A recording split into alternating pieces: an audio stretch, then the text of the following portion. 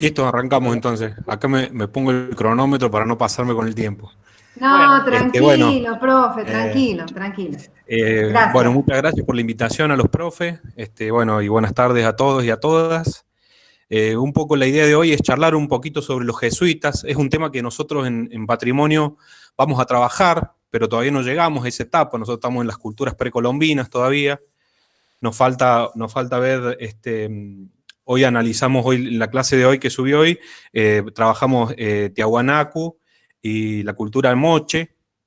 Nos falta ver el imperio inca, y luego sí empezamos a ver todo lo que es la etapa del arte colonial, que tiene que ver justamente una parte con esto que vamos a trabajar hoy, que tiene que ver con los jesuitas, ¿no?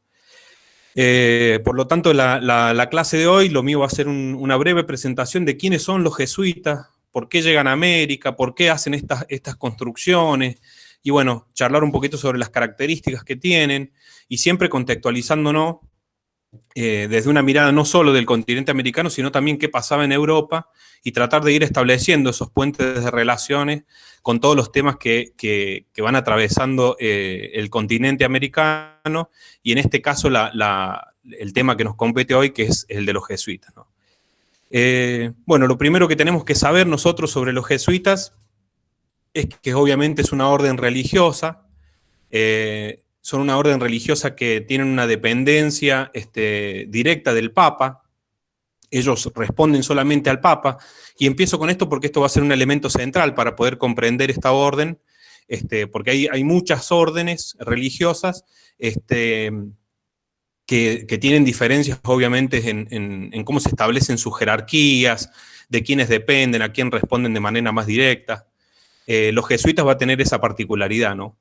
Eh, el nombre jesuita en realidad es un nombre que en sus orígenes surge de una manera despectiva, ¿no es cierto?, para de alguna manera ridiculizar esta orden. Esta orden, el nombre oficial es Compañía de Jesús. Obviamente es un nombre en latín, y el denominador común que después terminó aceptándose es el de jesuitas, ¿no es cierto? El fundador de esta compañía fue San Ignacio de Loyola, y la fundación se da el 15 de agosto de 1534.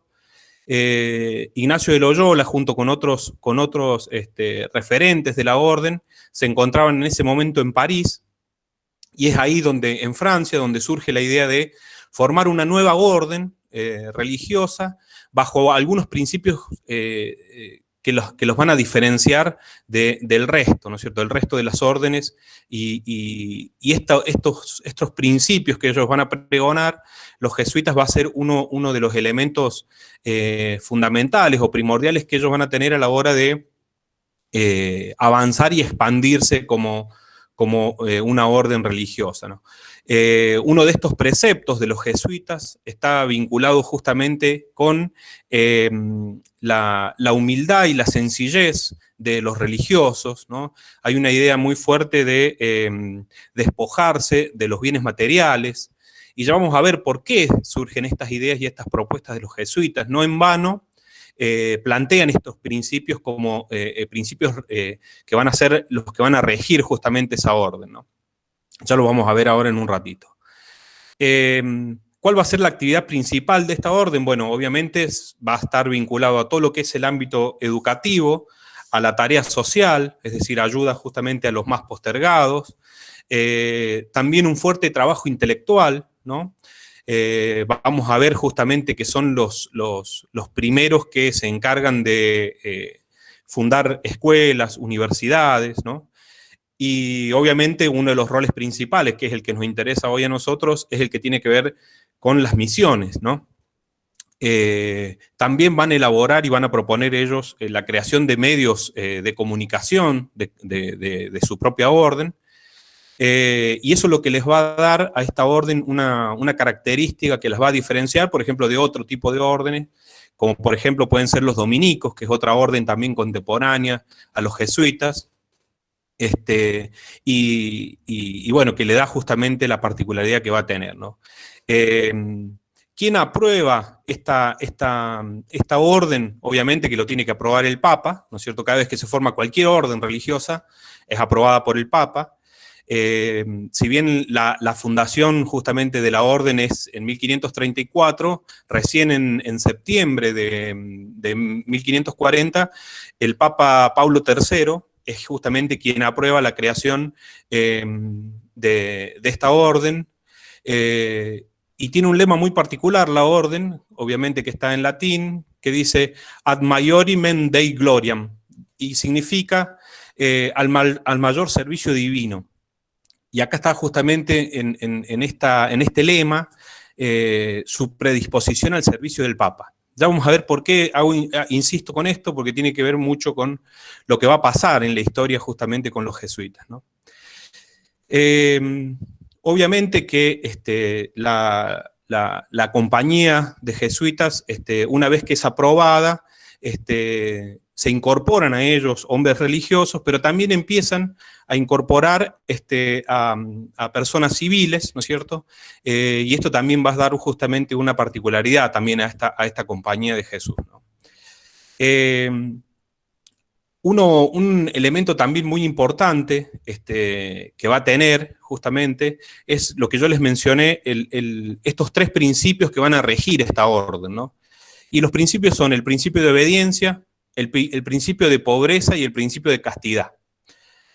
Y se plantea como un cuarto voto, si se quiere, que es el voto de obediencia al Papa, ¿no? Esto va a ser muy importante, porque va es lo que yo les comentaba recién, va a marcar una diferencia muy fuerte con otras órdenes y con otras corrientes religiosas que están dentro de lo que es el cristianismo, ¿no es cierto? Los jesuitas van a empezar a cumplir un rol muy importante cuando acontece un hecho en la historia de las religiones que es de mucha importancia, que tiene que ver con las reformas católicas. La reforma católica es un proceso de transformación que tiene la Iglesia, y es el momento en donde surge una nueva corriente del cristianismo, que van a ser los protestantes, ¿no? Principalmente van a estar dirigidos por dos grandes intelectuales de la época.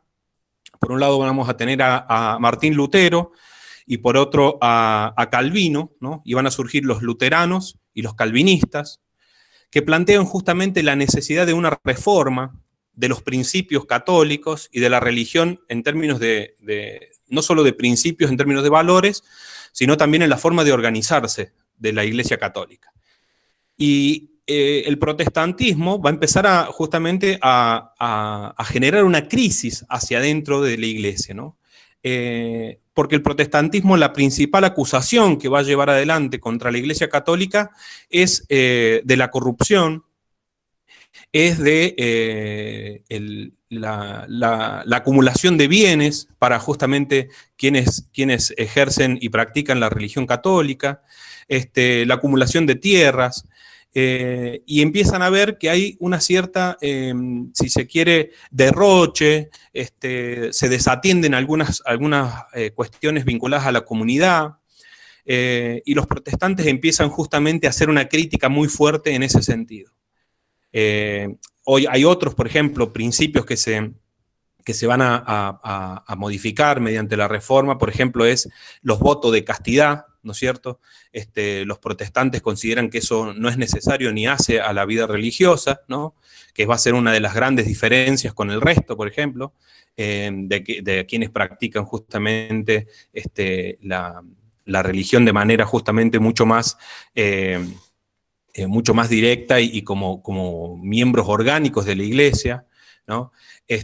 Por lo tanto, obviamente, al plantear algunas flexibilizaciones en cuanto a determinadas prácticas, los protestantes van a empezar a tener muchos adeptos, entre ellos muchos reyes en Europa.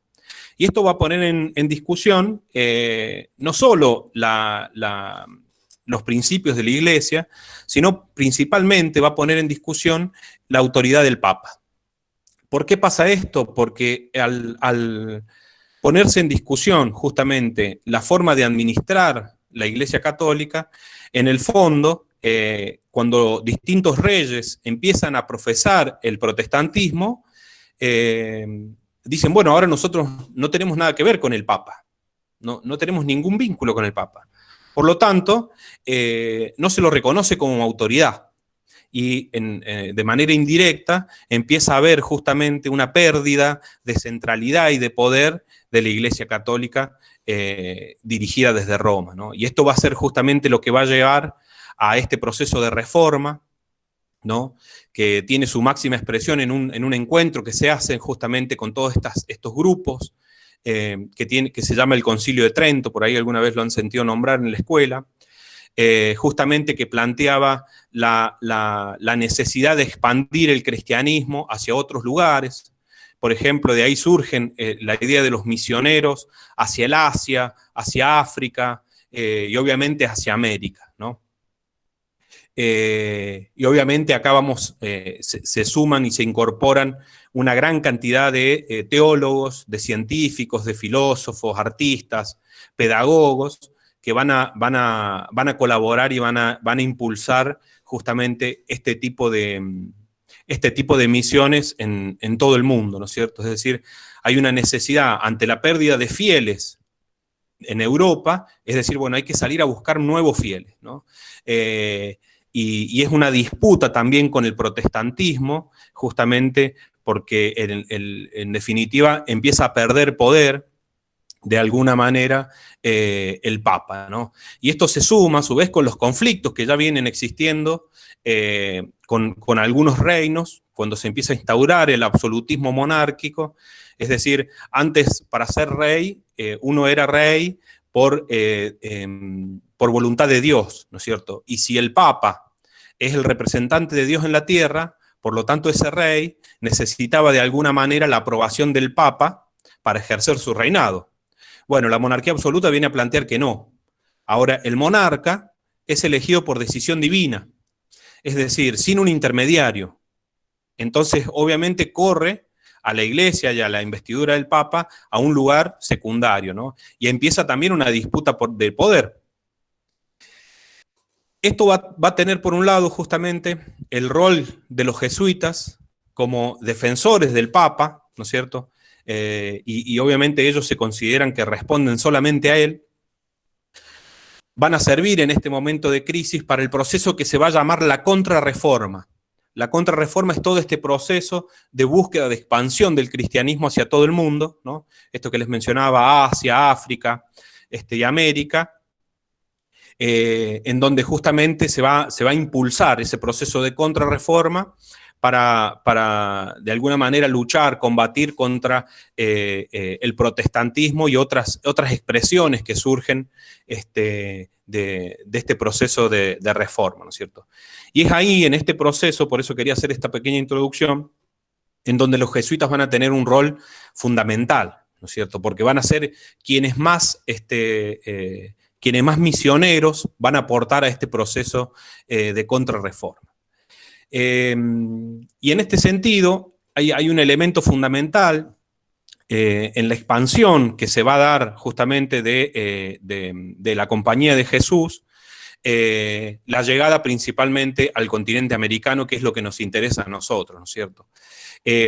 Los jesuitas van a llegar en primer lugar a Brasil, se van a instaurar ahí, y de ahí empiezan a expandirse hacia otros lugares.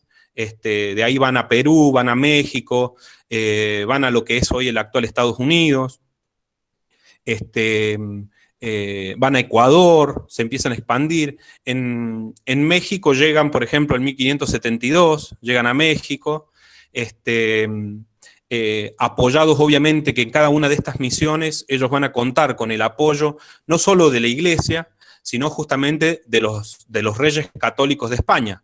Recordemos justamente, por algo se les dice reyes católicos, porque también estaban ese adjetivo de católicos, se les da justamente porque en Europa se empieza a diferenciar por quiénes son los reyes que apoyan al protestantismo y quiénes son los reyes que apoyan o están más vinculados al catolicismo de Roma, es decir, del Papa, ¿no? Por lo tanto, van a apoyar estas misiones. En Perú van a llegar en 1568, la misión principal que tienen obviamente estas misiones es la de la evangelización, ¿no es cierto? En este caso, la evangelización de los pueblos originarios, que tiene, si se quiere, una doble cara el proceso de evangelización. Y acá voy a hacer un paréntesis porque tiene que ver con el proceso de conquista, que todavía nosotros no lo hemos visto. El proceso de conquista tiene, obviamente, con la llegada de Colón se lo marca como hito fundamental, pero es un proceso que dura una cierta cantidad de tiempo. Recordemos, en 1495 empieza este proceso y nosotros estamos hablando que la llegada de los jesuitas es casi un poco menos de 100 años después, ¿no es cierto? ¿Qué pasó en esos 100 años hasta que llegaron los jesuitas? Bueno, hubo una gran cantidad de abusos justamente por todos estos empresarios que venían justamente a recolectar riquezas, fomentados por la idea de la gran cantidad de oro, algunos recursos naturales, y se empezó a generar una explotación de todos estos pueblos que fue denunciada justamente por los religiosos que venían acompañando esos grupos conquistadores que son terroríficas, ¿no es cierto? Muchísimos excesos, asesinatos, bueno, una crueldad impresionante. Entonces, la Iglesia empieza a poner en discusión si estas personas que están dentro de un territorio que es de los reyes, no deben ser respetados como súbditos del rey. Y la Iglesia dice, bueno, para poder ser respetados, porque empieza una discusión de carácter ontológico, filosófico, que es si los pueblos originarios son o no seres humanos, ¿no? Si esta pregunta, si tenían alma, ¿no es cierto? Obviamente que los misioneros acá van a cumplir un rol fundamental, porque ellos van a decir, no solo tienen alma, sino que los podemos convertir al catolicismo. Por lo tanto, pueden ser súbditos del rey, de la corona. Entonces, si son súbditos del rey y de la corona, no pueden ser explotados ni asesinados, etcétera, etcétera. Bueno, y acá empieza también un problema que van a tener las misiones jesuitas en todo el continente, porque de una manera indirecta empiezan a proteger a los pueblos originarios de los maltratos que sufrían de estos empresarios que venían a hacer usufructo de estas nuevas tierras, ¿no? Entonces, por un lado tenemos que los jesuitas en algunos lugares de Europa no eran muy queridos. ¿Por qué? Porque respondían directamente al Papa y no al rey de ese lugar.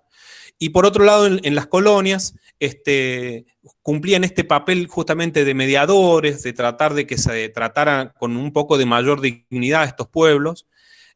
Por lo tanto, en algunos casos también se los miraba mal, ¿no es cierto?, por este rol que cumplían, ¿no? Y en el Río de la Plata, que nos vamos acercando hacia donde nosotros estamos, en el Río de la Plata, en el año 1603, llegan las primeras misiones jesuitas,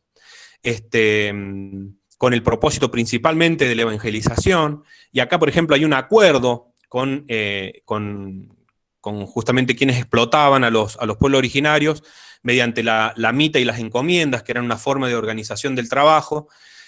Por orden del rey, esta forma de trabajo es suprimida, se prohíbe, ¿no? Y, por ejemplo, se les obligaba a estos empresarios que podían hacer usufructo del trabajo de los nativos siempre y cuando los evangelizaran. Entonces, bueno, eso les exigía también que pudieran trabajar en conjunto con las misiones religiosas, en este caso las jesuitas, ¿no? Entonces, bueno, había como una cercanía muy fuerte, pero también empieza a haber ciertos roces, ¿no? Entre quienes estaban acá en el territorio americano y sumado a un problema, cuando se quería informar o cuando se quería plantear algo e informar a los reyes, tardaba en comunicarse muchísimo tiempo, ¿no? Porque de acá que fueran en barco hasta allá, de que reciban la noticia y vuelvan acá con la orden, bueno, entonces se hacía muy difícil el control de todas estas órdenes que se daba desde España, ¿no? y en muchos casos no se terminaban cumpliendo ninguna de ellas, y eran los jesuitas quienes intentaban que se respetaran, y por eso muchas veces hubo enfrentamientos, porque bueno, estos empresarios reclamaban, por ejemplo, no sé, que trabajaran más horas, que produjeran más, y los jesuitas no, porque si lo mandaba a trabajar le está sacando tiempo para el proceso de evangelización. Entonces, bueno, era como una disputa también de qué hacer en estos casos, ¿no es cierto? Recordemos que en esta época que llegan a Sudamérica, los jesuitas, existía un solo virreinato, ¿no? Que era el virreinato del Perú, que abarcaba justamente hasta lo que hoy es Córdoba, Buenos Aires, hasta acá llegaba, desde Perú hasta acá, o sea que era un territorio, ustedes imagínense las dimensiones que tiene todo eso, y todos los casos que se sucedían de conflictos entre justamente estos empresarios con los jesuitas, eran la verdad que un territorio muy difícil de controlar, ¿no es cierto? Para que ustedes tomen una idea, nosotros estamos en el 1600 aproximadamente, recién en 1776, o sea, casi 2 siglos después, nace el Virreinato del Río de la Plata, ¿no? Para que ustedes tomen una dimensión histórica justamente de cómo se va dando este proceso, y el Virreinato del Río de la Plata surge por orden del rey Carlos III. ¿Por qué nombro al rey Carlos III? Porque este rey va a tener justamente una injerencia muy fuerte en los jesuitas, porque es quien va a dar la orden en un momento de la suspensión de los jesuitas, y luego se va a convertir en la expulsión.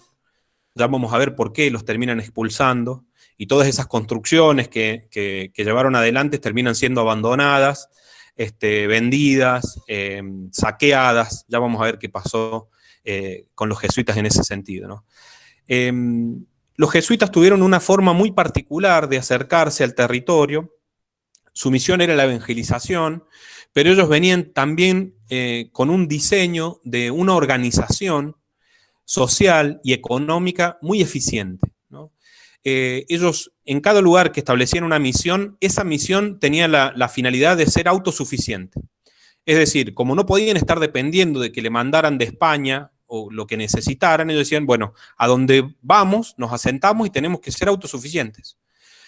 Para eso, obviamente, se servían del trabajo de los aborígenes, y empiezan a desarrollar grandes explotaciones en lo que se llaman las haciendas, y en distintas propiedades que van realizando y desarrollando en distintos lugares donde se desarrollan las misiones, y es en el mismo lugar donde funcionaba todo. Entonces era no solo un lugar de evangelización, sino que también era un centro comercial, ¿no es cierto? ¿Por qué? Porque funcionaba una iglesia, funcionaba un cabildo, una plaza, un comercio. En algunas misiones, por ejemplo, llegaban a exportar los productos que producían.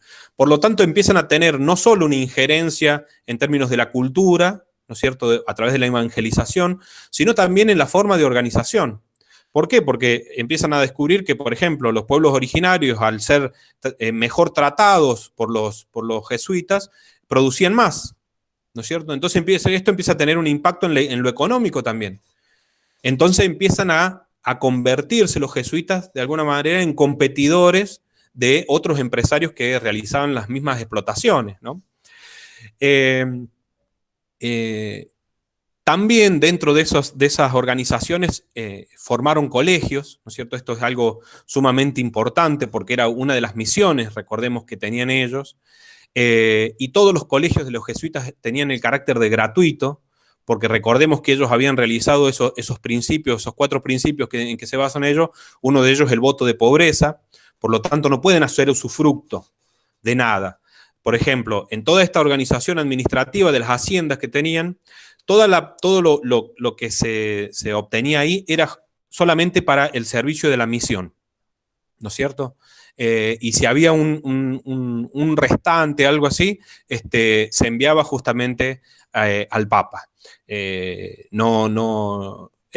como una forma de organizarse, porque recordemos que una de las críticas que se le hacía a la Iglesia Católica durante la Reforma era justamente esto, el derroche, esta muestra de obscenidades, de riqueza, y luego en la Contrarreforma los jesuitas vienen a plantear esto de la austeridad, la pobreza, y entonces va a ser un elemento muy, muy fuerte justamente en el rol que ellos van a desarrollar.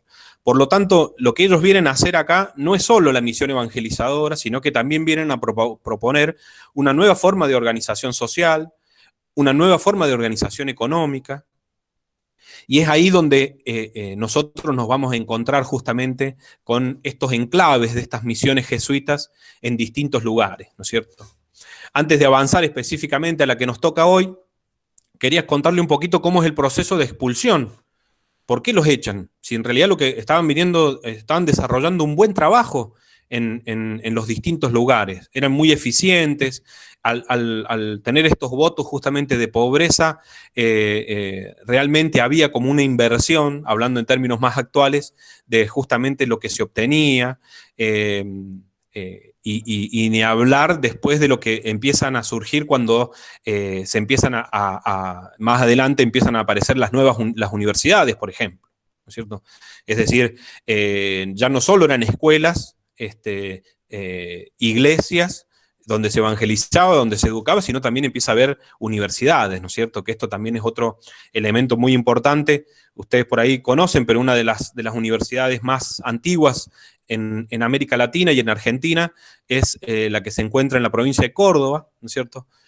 Hoy conocida como la Universidad Nacional de Córdoba, es una de las primeras universidades que fue constituida justamente por los jesuitas, y si ustedes van al antiguo edificio, al lado funciona todavía el colegio secundario, un colegio que también era de los jesuitas, ¿no es cierto?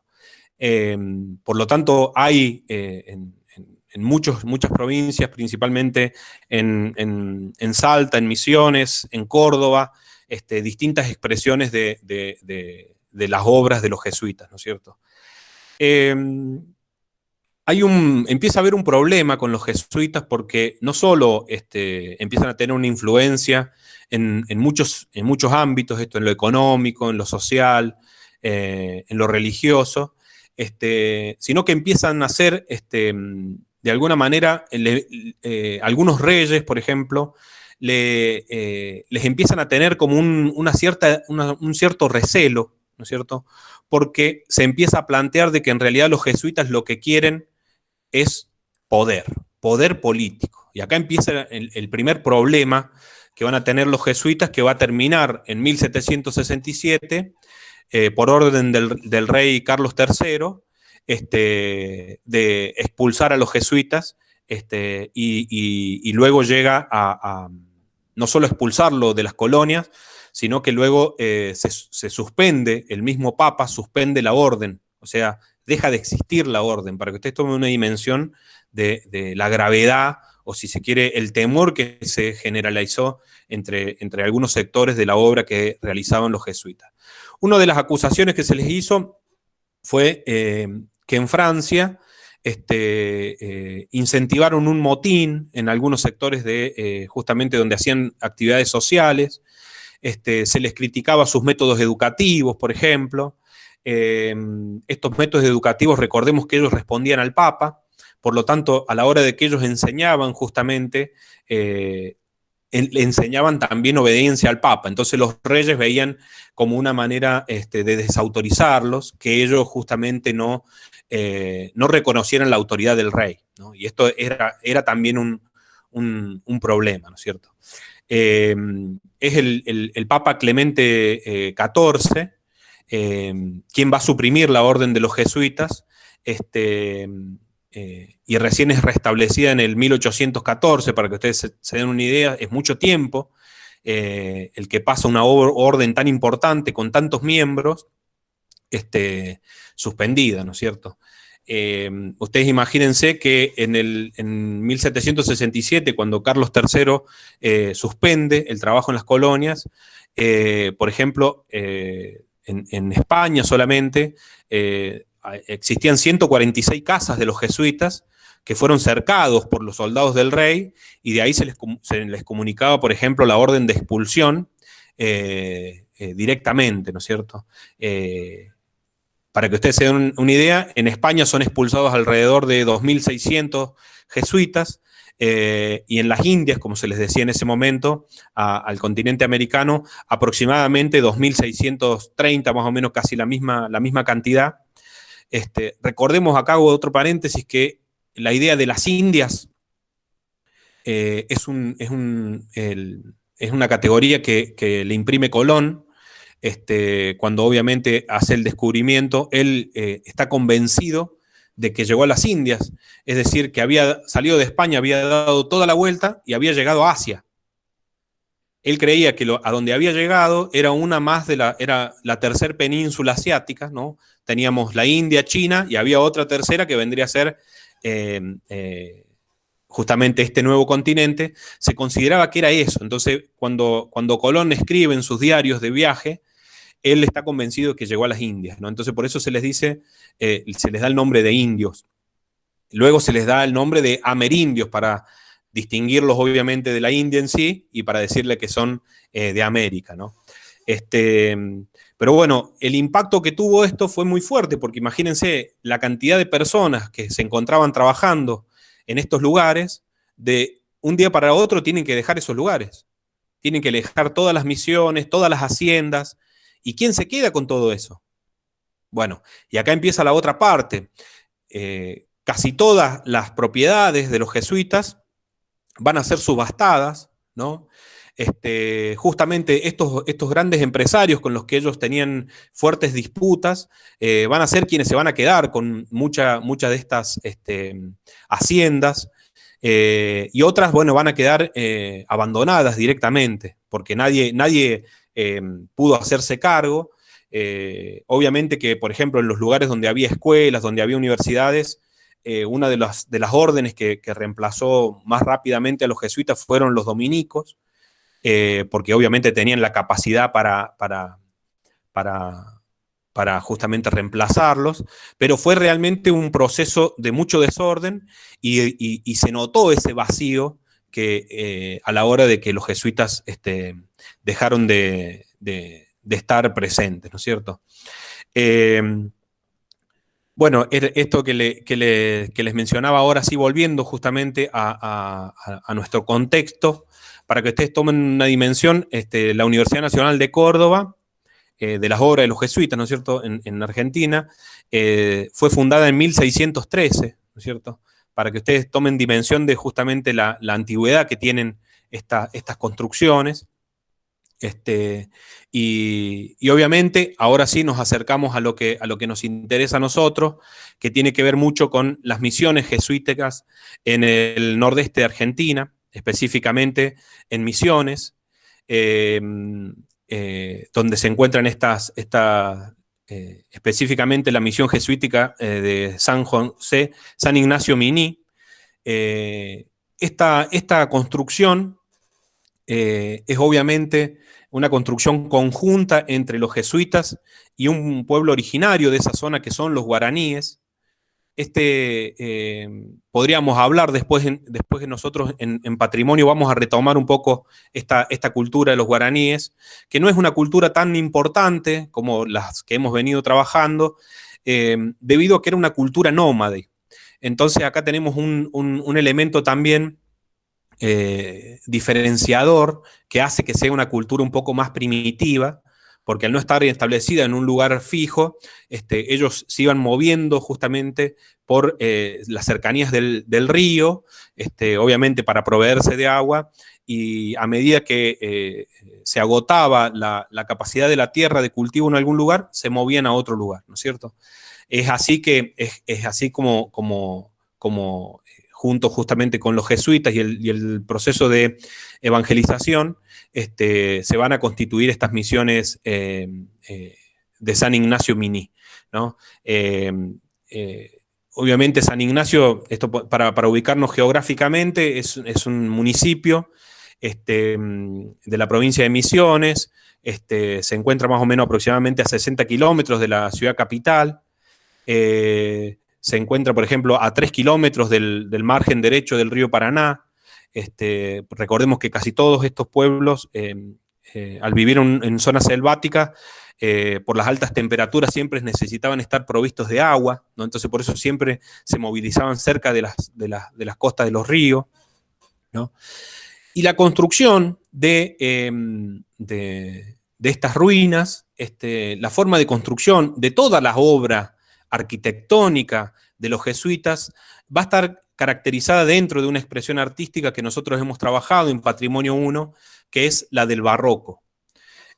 Casi todas las construcciones religiosas de esta época utilizan el barroco.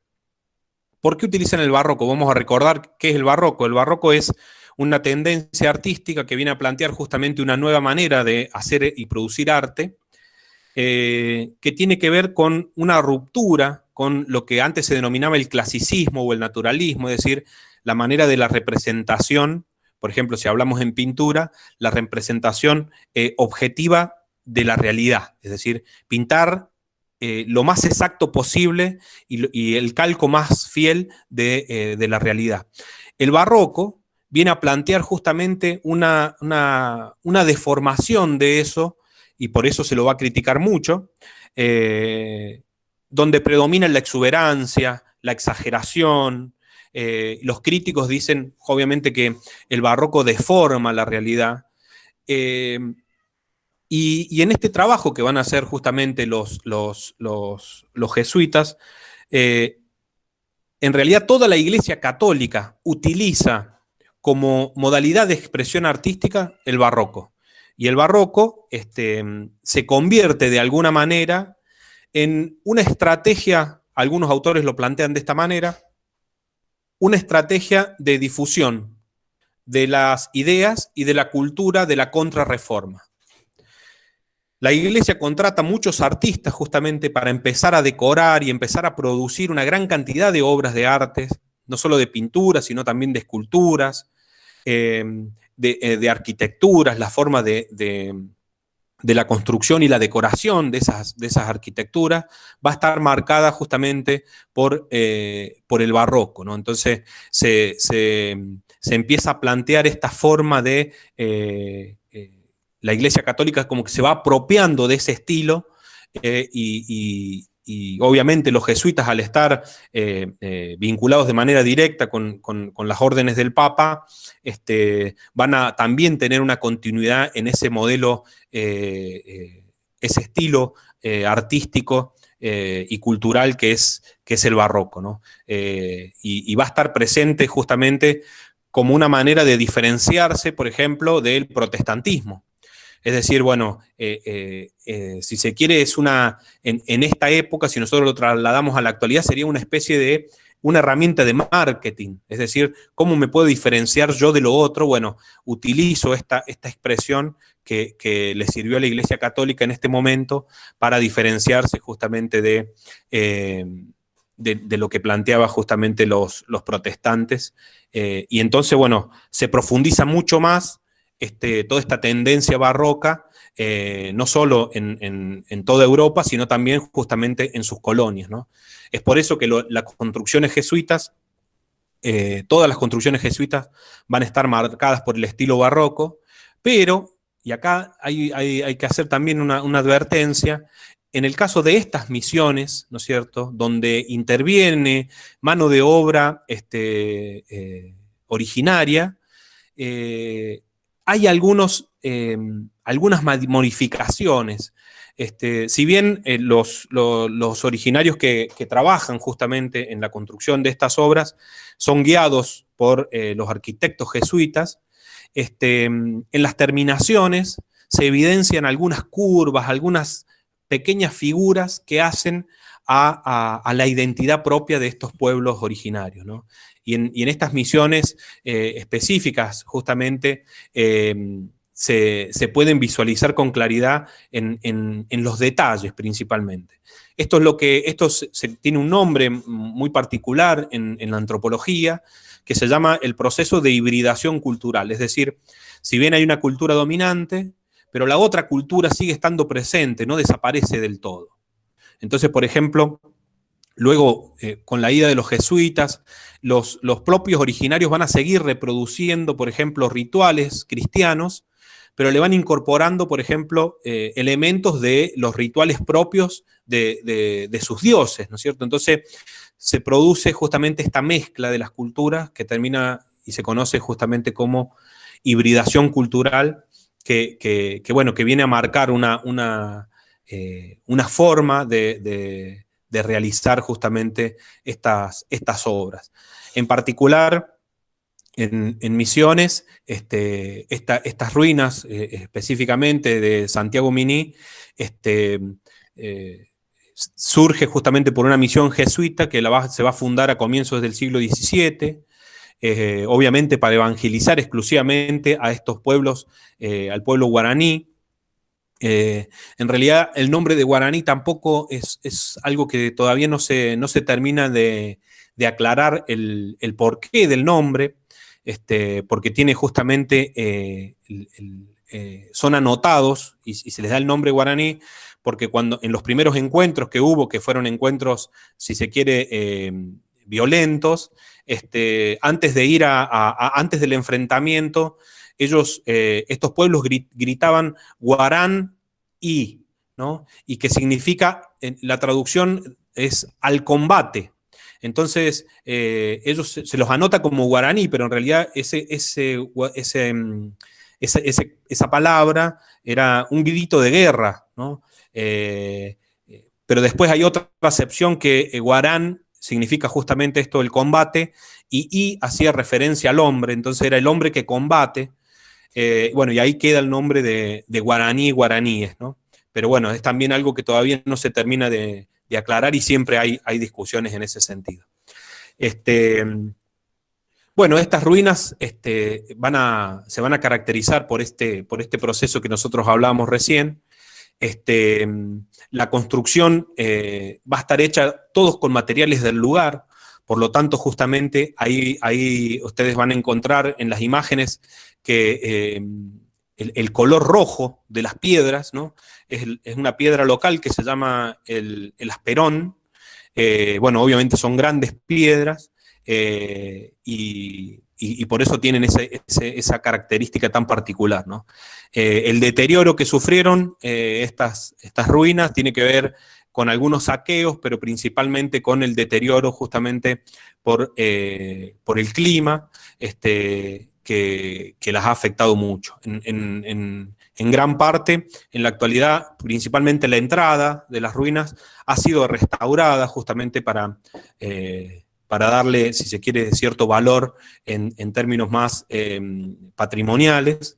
Y es recién justamente en el año 1983 cuando la UNESCO los declara Patrimonio de la Humanidad, y también incorpora otras misiones, bueno, que no hemos trabajado acá, que es Nuestra Señora de Loreto, Santa María la Mayor, Santa Ana, San Ignacio Miní. Bueno, esto Miní, ¿por qué Miní? Yo también cuando lo leí la primera vez dije, bueno, ¿por qué Miní? Porque Miní en guaraní significa menor. Hay un San Ignacio Miní, que es un San Ignacio, es la menor, y hay otro que es llamado San Ignacio Guazú, y Guazú significa la mayor, entonces era como una manera de distinguir a estas dos construcciones. Bueno, hasta acá hemos llegado, esto es lo que quería presentar. Si a alguno le interesa, les dejo como una recomendación por ahí.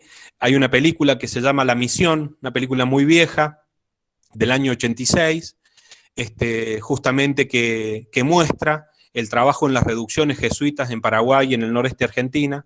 Por ahí, bueno, ustedes ya la han visto, pero es una película un poco larga y muy extensa, pero bueno, que les puede servir para poder visualizar de alguna manera todo el trabajo que realizaron los jesuitas en términos de proceso de evangelización.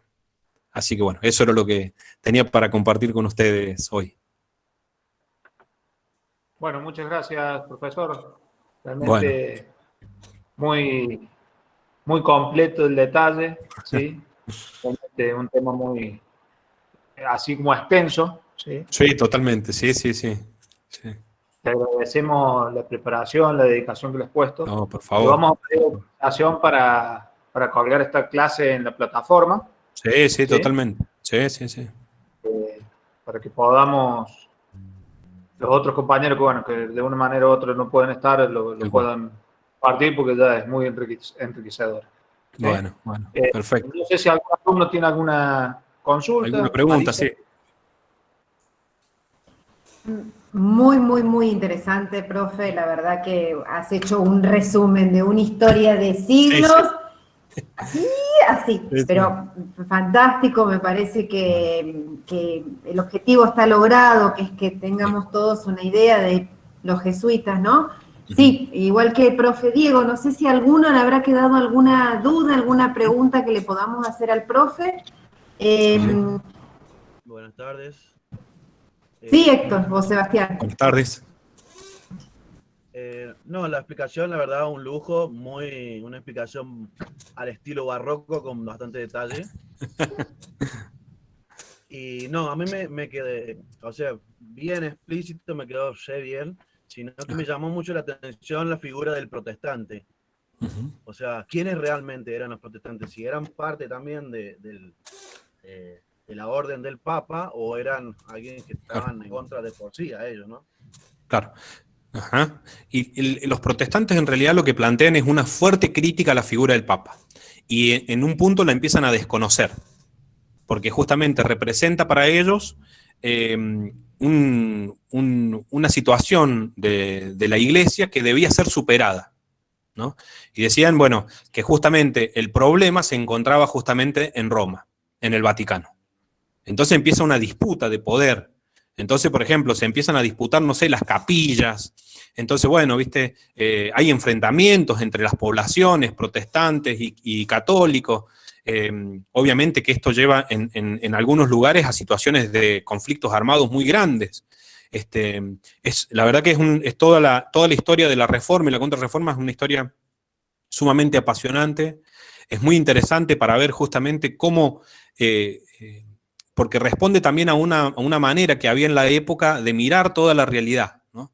Que tiene que ver con esto. Es decir, eran sociedades profundamente religiosas, pero a las que no se les escapaba, por ejemplo, esta mirada crítica que vienen a plantear los protestantes, y hasta que surgen, por ejemplo, algunos grupos protestantes que van a proponer justamente medidas, si se quiere, ya con caracteres fundamentalistas, por ejemplo, de una transformación totalmente radical. Es decir, por ejemplo, hay que matar a todos los cristianos. O sea, a ese nivel llega justamente toda esta disputa religiosa que tiene, por un lado, mucho que ver con las disputas de los monarcas, porque los monarcas también aprovechan de alguna manera esta situación para desligarse de la autoridad del Papa. Entonces, ya no tienen un intermediario que les dé el aval o no de algunas medidas, sino que directamente ahora los reyes responden solamente a Dios. Y esto es lo que da pie a lo que después se termina constituyendo como las monarquías absolutas, que plantean los reyes sí ya una ruptura directa con el Vaticano, ¿no? Bueno, y obviamente muchos conflictos también armados en base a estos conflictos. Pero, por ejemplo, uno de los países donde más conflictividad hubo en términos de las disputas entre católicos y protestantes fue Inglaterra, por ejemplo, ¿no? Que es algo que hasta el día de hoy perviven y existen las dos facciones, si se quiere, ¿no? En Irlanda, en Escocia, ustedes ven, y por ejemplo, hay todavía muy presente justamente esta fuerte y clara división, ¿no es cierto? Y también en Estados Unidos, porque vos fíjate que los conquistadores que van a América del Norte son en su mayoría ingleses, y en su mayoría son una expresión de los protestantes, que son los cuáqueros, que eran, obviamente, dentro del protestantismo hay muchísimas ramas también. Una de ellas eran los cuáqueros y calvinistas, son los que terminan formando, por ejemplo, las 13 colonias en América, ¿no? Sí, no, me parecía bastante interesante el protestante como parte de ser necesarios también para la orden del Papa, como para Y darles sí, razón es que, de ser también a ellos mismos. claro, y la iglesia tuvo que cambiar radicalmente para justamente en el proceso de contrarreforma, que es ahí donde empiezan a aparecer los jesuitas con mucha fuerza, ¿no? Claro, bueno. Hay dos, les meto un bocadito con esto que es súper interesante. Hay una saga de libros que se llaman Los Reyes Católicos, que creo que hasta está la serie en Netflix, que cuenta muy bien la posición de España. Sí. Y por el otro lado, ahora que si tienen un poquito de tiempo, que me parece también didáctico ir viendo la historia así, había una serie muy interesante que hablaba sobre los Tudor. Y ahí cuenta perfectamente la postura de Inglaterra con respecto a esto. Esas son dos cosas que ahí las marca y las muestra muy bien, estas dos posturas. ¿Cómo se llama la serie? La de los libros, Los Reyes Católicos, creo que son 3 o 4 libros, yo no leí el libro, pero después, no sé si está la serie o hay como aristas que enlazan, creo que The Queen tiene que ver mucho con, no, perdón, The Queen es ahora de Inglaterra. Bueno, Los Reyes Católicos es el libro original en España. Y después la saga relacionada con Inglaterra es Los Tudor. Bueno, la veremos entonces. Bueno. Y después hay un librito para el que le gustan las novelas históricas románticas de... Recién cuando estaba hablando el profe me puse a buscarla porque quería ver cómo se llamaba, que habla muy bien y describe las misiones jesuíticas aquí en nuestro país. Esperen que se me fue, porque lo tenía acá. Creo que Florencia Bonelli. Me las confundo siempre a las dos. Que se llama, es una trilogía de 3 libros que se llama Jessie, La Tierra del Mal y otro más, que habla mucho y describe mucho las misiones jesuíticas. Está muy interesante esa, y de paso nos recreamos un poquito. Sí.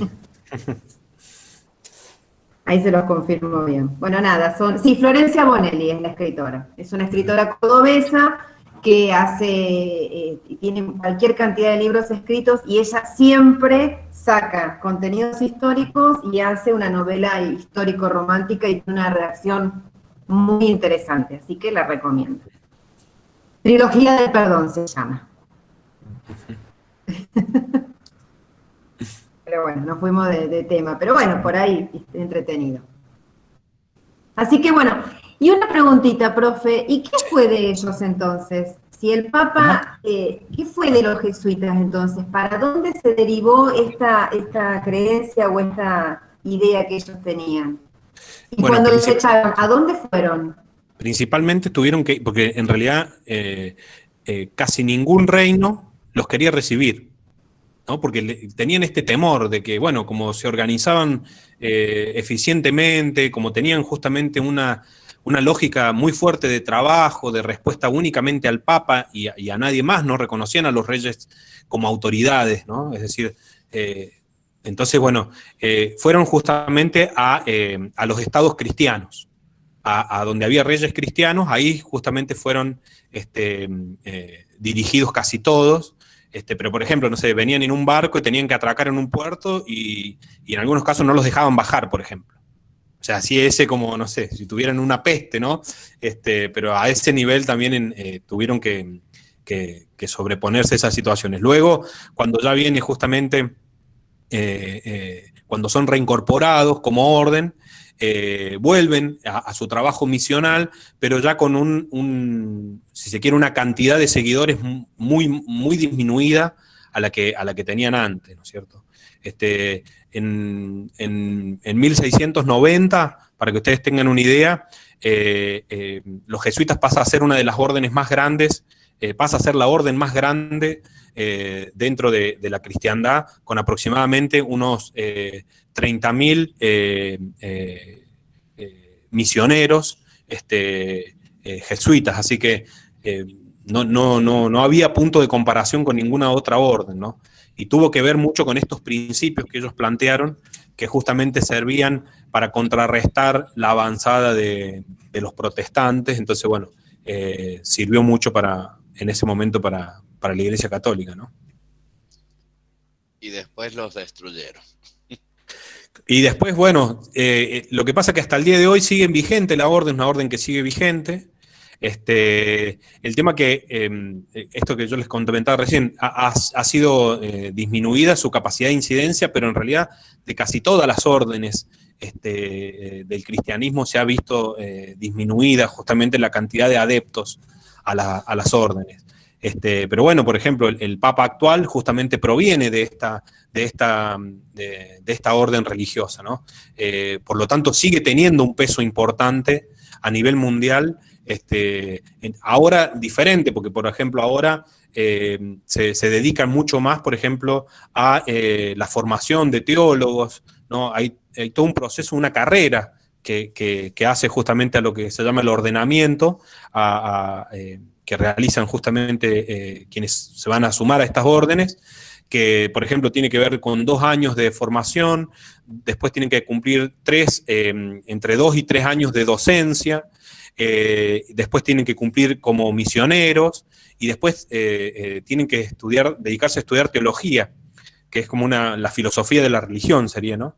Y los principales autores intelectuales del cristianismo en la actualidad provienen justamente de la orden de los jesuitas. Sigue marcando Totalmente. camino. Uh-huh.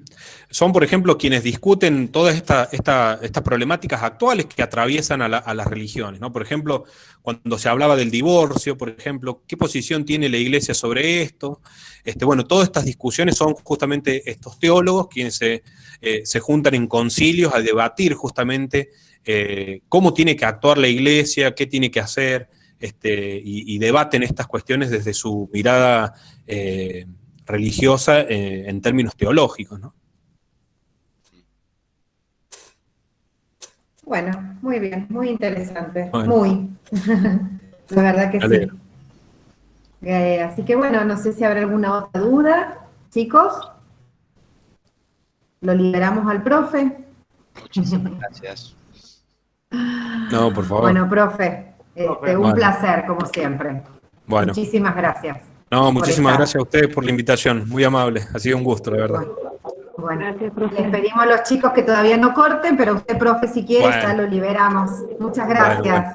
No, por favor, muchísimas gracias. Hasta luego. Vamos, nos vemos. Chao, chao. Chao, chao.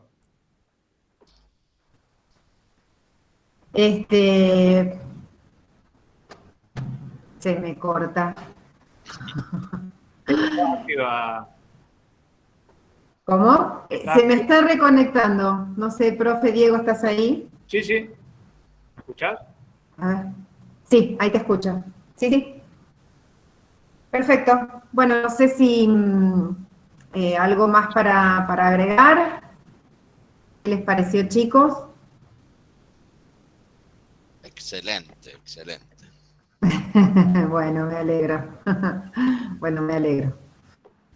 Bueno, hemos concluido la clase en el día de hoy. Está subido en la unidad correspondiente el material de la provincia de Buenos Aires.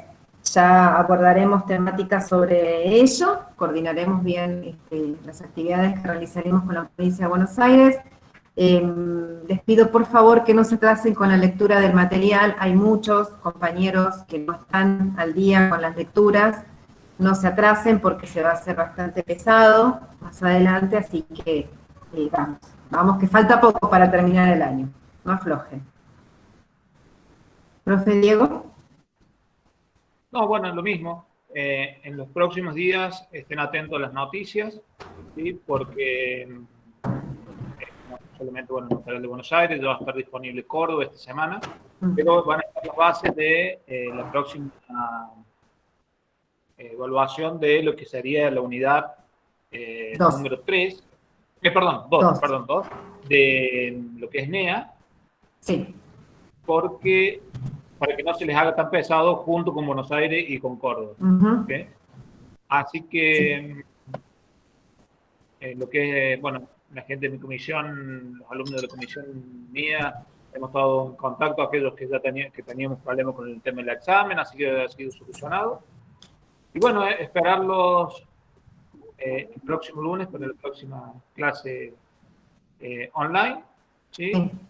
Sí. Y agradecerles la presencia y repetirles que no se atrasen con el material para que podamos ya pegar el último tironcito del año.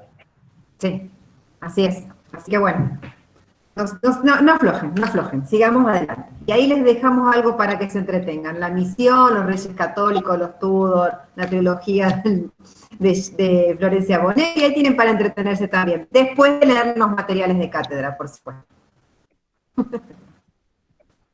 Bueno, gente, Bueno, chicos, buenas noches. un beso grande a todos. Gracias. Gracias, hasta Adiós. luego. Gracias, chao, Chao. chao. Chao, chao. Gracias, Saludos. profe. Saludos. Igualmente.